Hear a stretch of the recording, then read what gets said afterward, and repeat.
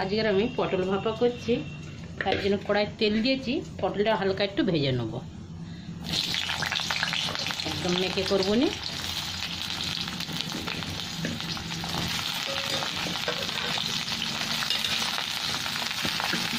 একটু নুন দিয়ে দিচ্ছি, একটু হলুদ দিয়ে হালকা করে ভেজে নিই। এইদিকে আমি পোস্ত আর সরষে একটু বেটে নেব।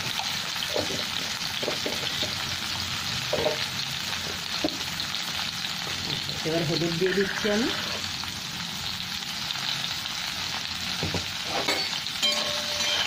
এখানে আমার 250 পটল আছে। একটা পটলকে 4 ফালি করে কেটে নিয়েছি আমি। এবার এটা 2-3 মিনিট ভেজে নেব আমি।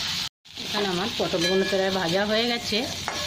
এবার আমি গ্যাসটা বন্ধ করে দিলাম, দিয়ে পোস্ত আর সর্ষেটা মেখে নেবার সাথে গ্যাসটা বন্ধ করলাম। এদিকে আমার পোস্ত বাটা হয়ে গেছে। এবার আমি নুনটা এর মধ্যে দিয়ে দিচ্ছি অল্প, আগে তো দিয়ে ভেজেছি পটল। কাঁচা লঙ্কাগুলোও দিয়ে দিলাম, সাথে আমি সর্ষের তেল দিয়ে দিচ্ছি।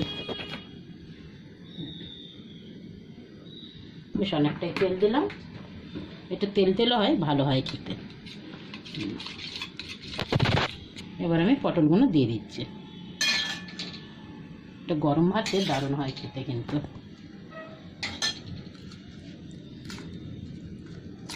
ভালো করে মিক্স করে নিলাম, নিয়ে কুকারে জল দিয়েছি।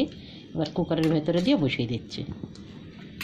এখানে আবার জল লাগে না, বাটার মধ্যেই হয়ে গেছে পোস্ত। এবার আমি ঢাকা দিচ্ছি, ঢাকনটা দিয়ে দিলাম। এবার কুকারটাও বন্ধ করলাম। এবার আমি 2-3টে সিটি লাগিয়ে নেব। এবার খুলে দেখছি,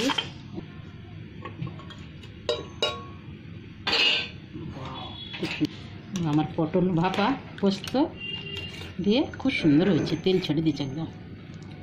গরম ভাতে ভালো লাগবে খেতে। 3টে সিটি দিতে একদম সেদ্ধ হয়ে গেছে, হাফ সেদ্ধ হয়ে গেছে লাগে।